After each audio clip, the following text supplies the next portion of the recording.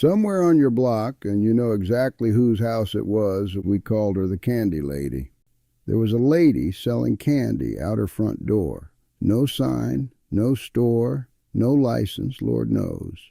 Just a screen door, a card table, a deep freezer humming in the living room, and every child in the neighborhood lined up on her porch with a quarter squeezed in their fist. We called her the Candy Lady. And I'm going to tell you something funny and true at the same time. Just about everything that woman sold. The frozen cups out of her own freezer, the pickles out of a gallon jar, the cookies in sandwich bags, the candy laid out in open dishes. Every bit of it would send a modern health inspector running for his clipboard. No permits, no hairnets, no labels on a single thing. She took your dime and handed you your treat with the same hand. And nobody thought a thing about it. And yet, nobody ever got hurt at the Candy Lady's house. What we got was joy for pocket change from a woman who knew every child on that block by name and whose first name half of us never learned.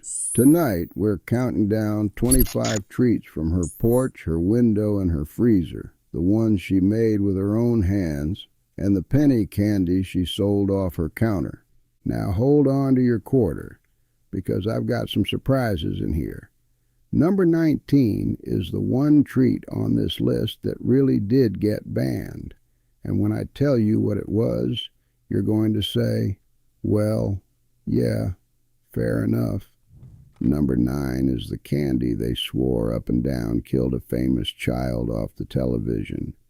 It didn't, and I'll prove it. And Number 1 is the treat that came out of her freezer with a dozen different names depending on your block and your city. And when I tell you what I call it, I already know half of you are going to fight me in the comments. Number 25, now and laters. We start at the counter with the king of the penny candy. Now and laters. Those hard little taffy squares wrapped up in wax paper sold in a bar or one at a time in banana, apple, cherry, grape, watermelon. The name told you the whole plan. Eat some now, save some for later. But let's be honest, there was never any later. Now here's your first comment section fight, and I'm starting it on purpose. Half of our neighborhoods didn't say now and later. We said nihilators, one word. And if you know, you know. They started hard enough to test your teeth, then chewed down soft and sweet and stuck to every filling your mama paid for. Dentists hated them. Children planned whole afternoons around them. A few pennies bought you a pocketful. And at the Candy Lady's table, they sat right up front because she knew they'd be gone by Friday. Tell me your flavor and tell me what your block called them. I'll be reading. Number 24, lemon heads. The little yellow box that fit right in a child's palm. Lemon heads. Sour enough on the outside to squeeze your whole face shut, then sweet in the middle as a reward for surviving it. That was the game. Keep a straight face while your eyes watered in front of everybody on the porch steps. Lemon heads came out of the Ferrara Candy Company in Chicago, the same folks behind half the penny candy in her dish. And the story goes, the founder named them after his own grandbaby's lemon-shaped little head. I love that story, so I'm telling it. A box cost small change and lasted a whole walk home. If you had discipline. Nobody had discipline. And here's the health inspector wink. Those candies sat loose in open dishes and pockets and traded hands all day long, and every child on the block shared them out of the same sweaty palm. We shared everything back then, candy, colds, and all. Somehow, we're still here. Number 23, Boston baked beans. Don't let the name fool you. There wasn't a bean in the box. Boston baked beans were peanuts, candy coated in that reddish-brown sugar shell, rattling around in a little box like a maraca. You didn't eat them one at a time. You poured a whole handful straight from the box into your mouth, like a grown man taking his medicine. They were crunchy, sweet, a little salty from the peanut, and they lasted. For a child with 1 dime and a long summer afternoon, that mattered. Value per penny. The candy lady's whole economy ran on it. And here's the wink for this one. A candy handed loose out of an open box into the sweaty, unwashed hands of a child who just spent 3 hours playing in the dirt. Today, a health inspector would want tongs and a sink. Back then, a little dirt was just extra seasoning. Number 22, candy buttons, candy buttons. Those long paper strips with little rows of colored sugar dots, pink and yellow and blue, that you peeled off with your front teeth like a typewriter eating backwards. A strip cost next to nothing and took beautiful, patient forever to finish. Now let's tell the whole truth, because this is that kind of channel. Nobody, and I mean nobody, ever got those dots off clean. Every single one came up with a little circle of paper stuck to the back, and you ate it anyway. Which means an entire generation of American children spent the 1970s happily eating sugar and paper, 1 dot at a time, and called it a treat. That right there is the health inspector's nightmare in its purest form. A candy where consuming the packaging was simply part of the experience. No inspector on this earth would approve it today, and no child who ever held a strip of them would give the memory back. Sugar, paper, and patience. That was the whole product. Number 21, wax bottles and wax lips. Right next to the buttons sat the wax. Those tiny little soda bottles made of colored wax with a swallow of sweet syrup inside. You bit the top off, drank that one glorious sip, and then, tell the truth, you chewed the wax like gum for the rest of the afternoon. And around Halloween, she'd have the big red wax lips, and every child on the block wore a giant shiny grin until the wax went soft and got chewed too. Let me say that plainly for the folks in the back. The candy was wax. We were children, buying wax, chewing wax, swallowing more of it than anybody will admit, and coming back the next day for more wax. There is no version of that product that walks into a health department in this day and age and walks back out approved. Food-grade paraffin, they called it. Not technically food, an inspector would call it. The best dime I ever spent, half the neighborhood would call it. Now stop with me a minute, because before we go any further, you need to know who this woman actually was. Because the candy lady sounds like a character. She was an institution. Most of the time she was a grandmother, a retiree, a mother home with her children.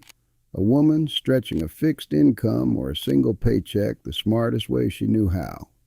Kool-Aid cost pennies. Sugar cost pennies. Cups cost pennies. And a freezer full of frozen cups turned pocket change into grocery money. Week after week. Right out of her own kitchen.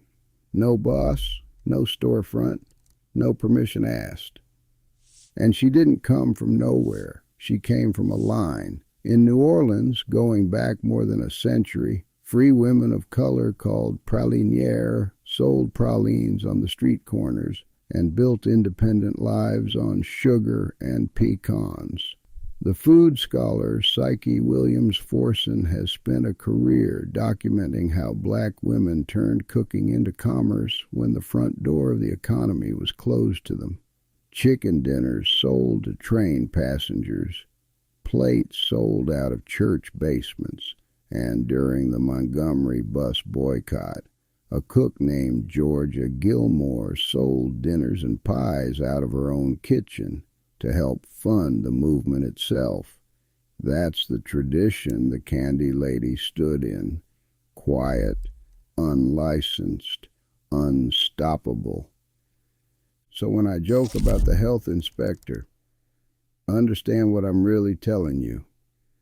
That woman was running a business the only way the world let her run one, out her front door, on her own terms, with the whole neighborhood as her customer base. The permits came later. The genius was already there. And making sure that genius is never forgotten is exactly why I put together the Heritage Kitchen Collection. I spent months writing down the exact measurements and recipes those women used to build their independence, from tea cakes to perfect preserves, so you don't have to guess. It's a completely printable guide you can download to your phone or computer right now. Click the first link in the description, get your copy, and make sure their recipes stay in your family forever. All right, back to the counter. Number 20, Pixie Sticks and Fun Dip. Let's not dress this one up because there's no dressing it. Pixie Sticks was a paper straw full of sugar, flavored, colored, straight sugar, poured directly onto a child's tongue. That was the entire product. And its cousin Fun Dip, like M8 if you're my age, gave you pouches of that same powder plus a white candy stick to lick and dip, and when the powder ran out, you ate the stick. The genius of it was that it felt like getting away with something. No pretending it was fruit-flavored anything. Just sugar. Sold to children. By the straw. Today the label would need a warning and the school would send a letter home. Back then the candy lady kept them in a cup by the window like a bouquet of flowers, and the purple ones went first. A treat with one ingredient, and 1,000,000 satisfied customers. The inspector would faint. We were delighted. Number 19, candy cigarettes. And here's the one I promised you in the open, the treat on this list that really did get banned in more places than one. Candy cigarettes, little white sugar sticks with a painted red tip, sold in cardboard packs, made to look, and I mean made to look, exactly like your daddy's brand. Some of them even puffed out a little cloud of powdered sugar when you blew through the wrapper. And every child on the block stood on that porch holding one between two fingers like a movie star, smoking their candy, practicing being grown. Now here's the honest history. Health folks fought these things for decades because they weren't just candy, they were rehearsal. Some countries banned them outright. Here at home, the packs got quietly renamed candy sticks. The cigarette branding faded away, and the product as we knew it disappeared. And you know what? Of all the treats on this list, this is the one where I'll say it plainly. The inspectors had a point. It was a different time, and some things changed for good reason. Number 18, atomic fireballs. The atomic fireball.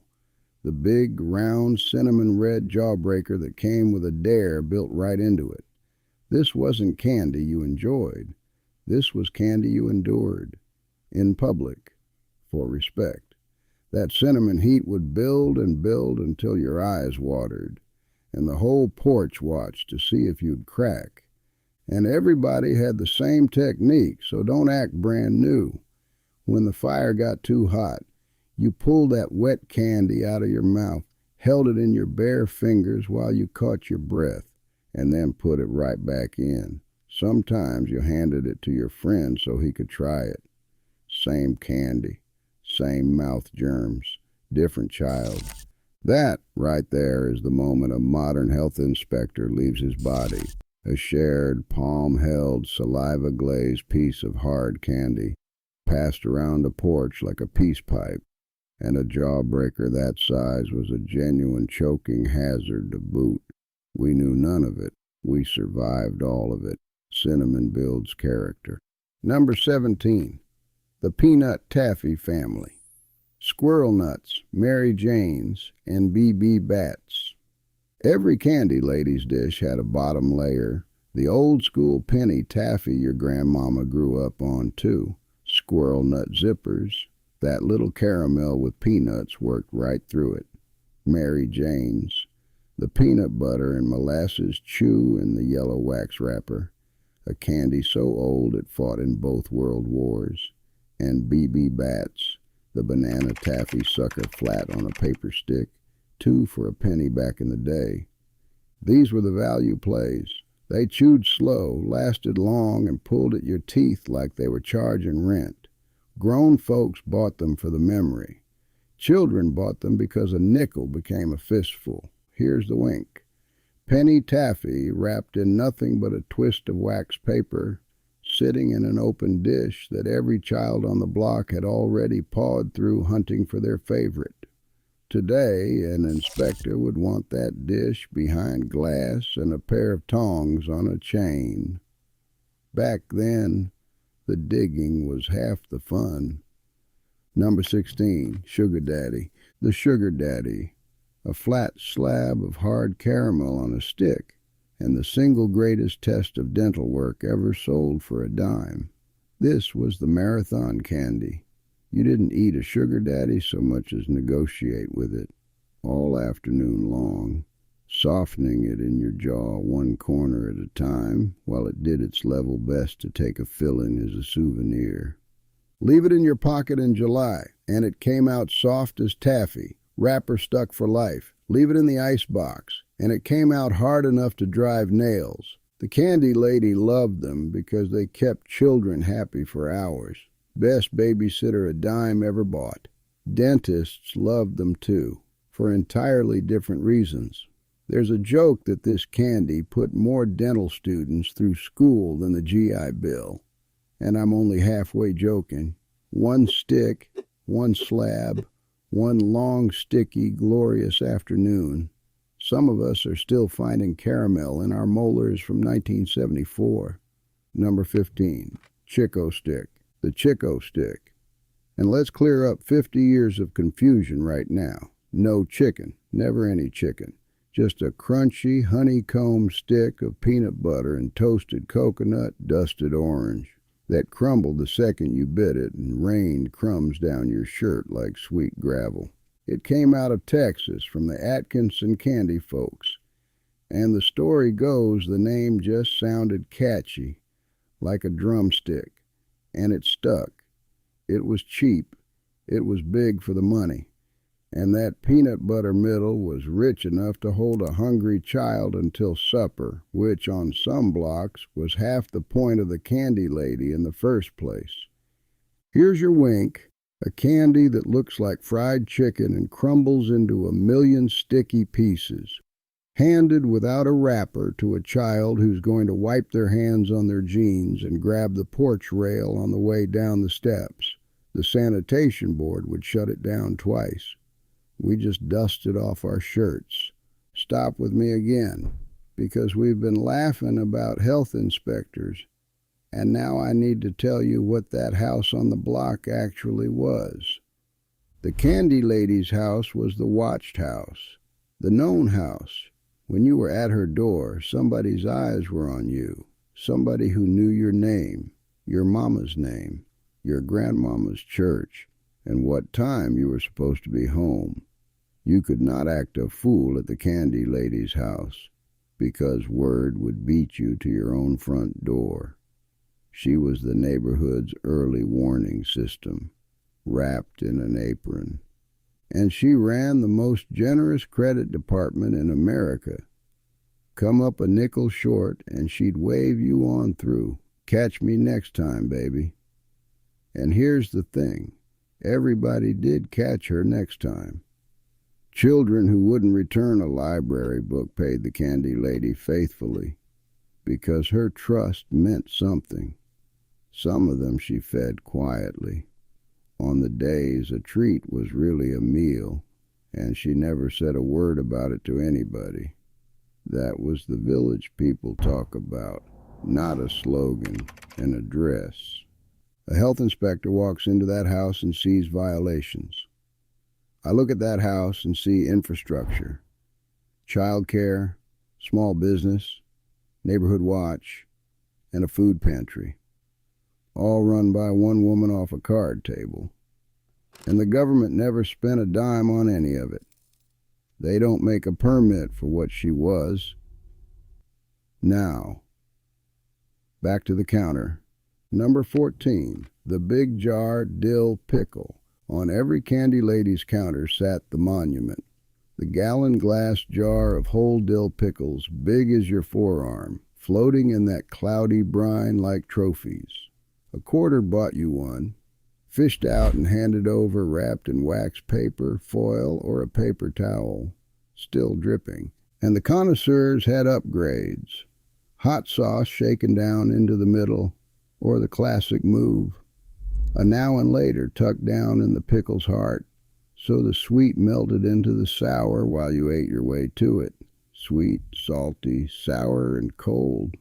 Children walked the block gnawing on a whole pickle like it was a turkey leg at the fair. Now, about that jar, one jar, all summer, fished from by hand, sometimes hers, sometimes, Lord help us, yours, with the brine getting cloudier and more mysterious by the week. A modern inspector would condemn that jar like an old building, and every one of us would still line up for it tomorrow. Number 13, pickled eggs and pickled sausage. Next to the pickle jar sat its two cousins, glowing like lamps. The pickled eggs, blush pink from the brine, and the pickled sausages, red as a stop sign, floating in that fiery vinegar. This was the corner store trinity, and the candy lady carried it too, because grown folks came to her window right along with the children. A pickled egg was sour, salty, rich, and strange, in the best way, and that red sausage, hot, greasy, vinegary, that was a whole experience with a couple of saltines. This was her menu for the daddies and the uncles, the working men who stopped by on a Friday with their pay in their pocket.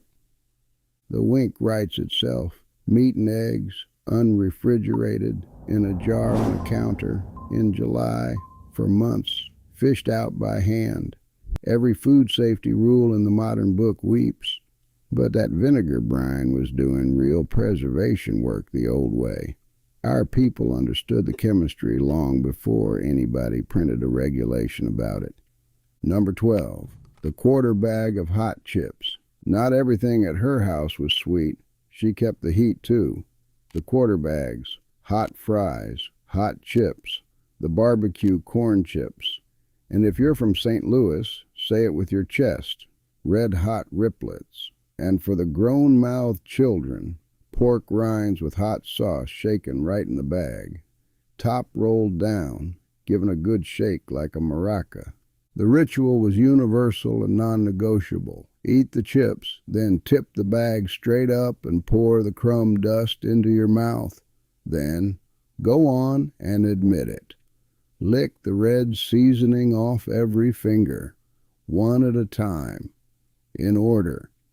10 red-fingered children later, half of them wiping those hands on their shirts and the porch rail and each other, and the candy lady's steps looked like a crime scene from a distance. An inspector would want gloves, napkins, and a hand-washing station. We had a shirt hem and no shame. Number 11, 2 for a penny cookies and stage planks. The cookie economy.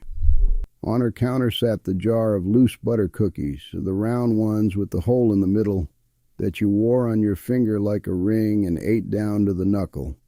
2 for a penny on a lot of blocks, counted out into a little paper sack, her bare hand to your bare hand, and for the serious eaters, the stage plank, that long, flat, spicy gingerbread slab with the hard pink icing across the top, a cookie the size of a Cadillac's license plate. A stage plank and a cold drink was lunch. And I mean that literally. Plenty of working men made it exactly that. The story goes those planks got their name from the boards of riverboat stages, and they fed the South since way back. sold soft and cheap and utterly unlabeled. No box, no date, no ingredients. Just a woman's word in a wax sleeve. Her word was worth more than the label anyway. Number 10, quarter waters and red pop. You needed something to wash all that down, and she had you covered for a quarter or less. The little barrel drinks, little hugs, quarter waters, huggies, depending on your city, lined up in the icebox like a rainbow, red, blue, orange, purple. You punched the foil top with your thumb and drank a flavor that has never once existed in nature. And in the ice chest, the glass bottles. And if you're from Detroit, you already know Faygo, red pop. Because in our neighborhoods, red is not a color, it's a flavor. And I will not be taking questions on that at this time. The wink here. Juice with no juice in it. Foil tops punched by unwashed thumbs. Bottles fished from communal ice water by every hand on the block. Today somebody would test that ice. Back then, the ice was the treat. Cold, red, and a quarter. The whole summer in one swallow. Number 9, Pop Rocks, the candy with a body count of exactly 0. No matter what your cousin told you, Pop Rocks hit in the mid-1970s, and it was like nothing before it. Pour the packet on your tongue, and the candy crackled and popped and jumped, snapping in your ears from the inside. Children would huddle up, mouths open, listening to each other's heads like radios. Then came the legend. You've heard it. The little boy from the cereal commercial, Mikey, supposedly ate Pop Rocks with a soda and, well, met his end. Let me settle this the way we do on this channel. It never happened, not one bit of it. That child grew up just fine, grown man, doing well. The candy company took out ads and even sent letters to schools saying so, and the government looked into it too. It was a schoolyard myth, with better marketing than most companies. But that rumor spread so hard the candy vanished off shelves for a while. Killed by a story. Remember that, because that idea is coming back in a few minutes. Bigger and much sadder. Hold that thought. Now stop with me one last time, because you may be wondering, if the candy lady was so loved, where did she go? Part of it was fear, and here's the hard, honest part. In the 1970s and 80s, America convinced itself that strangers were hiding razor blades and poison in children's candy. It was everywhere. The news, the schools, the pulpits. And a sociologist named Joel Best spent decades checking every single reported case. You know what he found? He could not confirm even one child. Not one ever killed or seriously hurt by a stranger's tampered treat. The great candy panic was, in his words, mostly legend. But it didn't matter. Just like Pop Rocks and Mikey, the story beat the truth. Parents pulled back. Trust between neighbors got thinner. The unwrapped treat, the homemade frozen cup from the lady down the block, suddenly all of it looked suspicious, and none of it deserved to. Then the world just changed around her. Corner stores and gas stations swallowed the penny candy business. Neighborhoods that once held 3 generations scattered out to the suburbs. Some cities sent code enforcement after home kitchens. And in the hardest years, when the streets got rougher, folks stopped letting the babies walk the block with a pocket full of change at all. It wasn't one thing. It was everything at once. But here's what I want you to hold on to. She never fully left. To this day, there are candy ladies working in Houston and Memphis and Chicago and 100 towns in between. Some of them legal now, mind you, because a lot of states finally passed what they call cottage food laws, letting home kitchens sell again. The law finally caught up to what our grandmothers were doing all along. Took it about 100 years, and now the homemade half of this list. The treats she made with her own two hands. Number 8, potato candy. Here's one that sounds like a lie and tastes like a miracle. Potato candy. Yes, potato. She took one little boiled potato, mashed it, and worked powdered sugar into it until something magical happened. The potato turned into a smooth, sweet dough right in the bowl. Rolled it out flat, spread it with peanut butter, rolled it up, sliced it into pinwheels. Here's the food science, because that's what we do here. A potato is mostly water, and that water dissolves the sugar into a workable candy paste. That's the whole trick, a Depression-era piece of kitchen chemistry passed down from women who could make dessert out of a root vegetable and pocket change. No box ever contained it. No label ever described it. Peanut butter and bare hands and a grandmother's cutting board. An inspector would need a moment to even categorize it. The neighborhood never needed to. Those pinwheels disappeared off her plate by Saturday noon every week.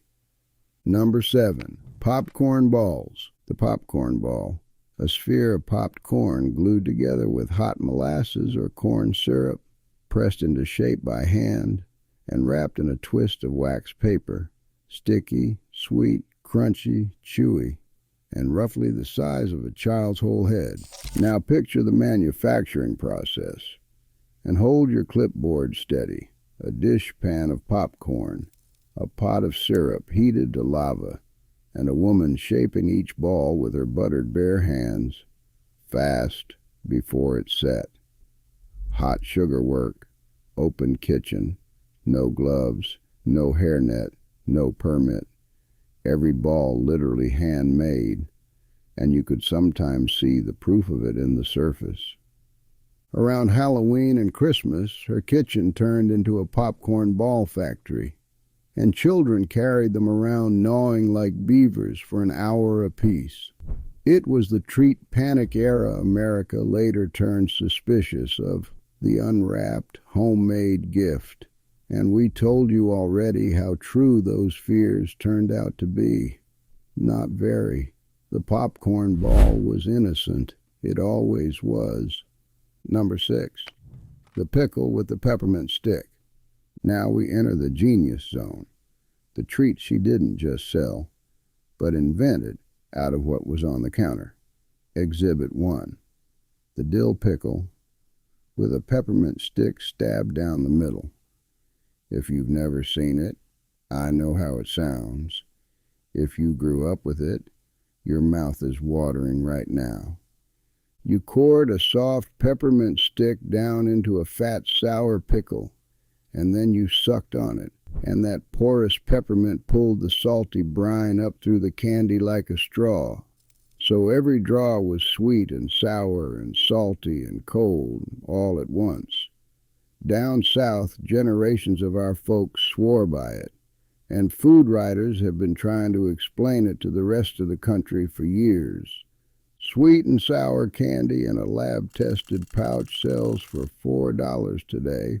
The candy lady built the original from a 50-cent pickle and a nickel peppermint, assembled to order on a napkin. Innovation, baby, straight off the porch. On some blocks, especially if your people came up out of the Mississippi Delta. The candy lady's house had a second savory secret. Hot tamales, warm out of a cooler or a stock pot, sold by the half dozen wrapped in paper. And these were Delta tamales, a real documented tradition. Black farm workers in the Mississippi Delta made that little cornmeal and spice meat bundle their own 100 years ago, simmered instead of steamed, red with spice, and sold from kitchens and street corners ever since. The Southern Foodways Alliance has collected the oral histories up and down Highway 61. There's a whole hot tamale trail down there. When our families came north in the Great Migration, the tamale pot came with them. Meat cooked at home, held warm in a cooler, sold with no license out a side door. The inspector's whole checklist in one item, and one of the best things anybody on that block ever ate. A dozen hot ones and some saltines. That was Friday night. Solved. Number 4, tea cakes. The tea cake, and I need the young folks to understand, this is not a cookie, it's an heirloom. A soft, plain golden round, somewhere between a cookie and a little cake. Butter, sugar, flour, egg, a whisper of vanilla and nutmeg. No chips, no icing, no decoration. It didn't need any. The tea cake is one of the oldest sweets in Black America, carried out of plantation kitchens, perfected across generations, baked by grandmothers for church suppers, funerals, and Sunday company. Food historians will tell you it's one of our foundational desserts, and writers have spent whole books chasing their grandmother's tea cakes. The candy lady sold hers 2 to a sandwich bag, still soft, sometimes still warm. No 2 women's tea cakes tasted alike, and every child was loyal to their own block's version, an unlabeled bag from an unlicensed kitchen, and a recipe with more history in it than most museums. If your grandmother made tea cakes, tell me in the comments what she put in hers. Nutmeg or lemon. I need the data. Number 3, candy apples. And now we begin the holy trinity of red. First, the candy apple, not the caramel apple, the candy apple, dipped in that molten red cinnamon shell that hardened like stained glass. A row of them on her counter catching the light looked like a jeweler's window. Making them was open flame candy work. Sugar boiled to 300 degrees. What candy folks call the hard crack stage. Apples dipped and turned by hand in syrup that could burn you through a wet towel. She did it in a regular kitchen on a regular stove without one word of complaint. And eating one was a rite of passage. That first bite, the crack of the shell, the shard situation, the cinnamon burn, the apple underneath. You wore the evidence on your face the rest of the day. A whole fresh fruit inside a candy, which is more nutrition than anything else in the top 10. So let's call it health food and move on. 2 left, both red, both hers. Number 2, the Kool-Aid pickle, the Kool-Aid pickle. A dill pickle soaked for days in double-strength red Kool-Aid, heavy on the sugar, until it turned crimson all the way to its heart, sweet on the front, sour on the back, salty underneath, and red, that flavor again, all the way through. And this one has receipts. The Kool-Aid pickle came up out of the Mississippi Delta, and it's genuinely documented. The food writer John T. Edge put it in the New York Times back in 2007, tracking it through Delta gas stations, school fundraisers, and yes, candy ladies' kitchens, selling for pocket change apiece. Our folks carried it up the Great Migration highways along with everything else. It is also, and I say this with love, an inspector's fever dream, a pickle debrined, rebrined in drink powder, in a repurposed jar, in a home kitchen, unlabeled, sold to minors. Every word of that sentence is a violation. Every bite of it is the Delta singing. If you've never tried one, make one this week. Then come back and testify. And here it is. Number 1, it was never going to be anything else. The frozen cup. Kool-Aid and sugar stirred in a pitcher, poured into little plastic or styrofoam cups, and frozen solid in the deep freezer. The one humming right there in the living room, next to the good couch. That was the whole factory. A quarter at the screen door. and she'd hand you one, frost still smoking off the top. And then the ritual every single one of us performed exactly the same way. You squeeze the cup, push that block of red ice up from the bottom, and licked it flat. Flip it over halfway through to get at the sweet part, because the sugar sinks, and the bottom was always, always the best part.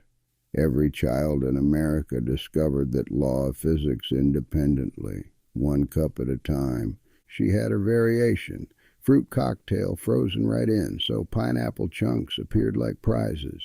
Cream cups made pale and rich with condensed milk. A piece of candy frozen at the bottom, buried treasure for whoever made it that far. And now, the fight I promised you. Because this treat has more names than any food in Black America. In Detroit and a lot of Michigan, it's a freeze cup. In New Orleans, it's a huckabuck. In Savannah, they'll tell you it's a thrill. And depending on your block, you might have said icy cup, lily dilly, or a name I've heard about and can't even verify.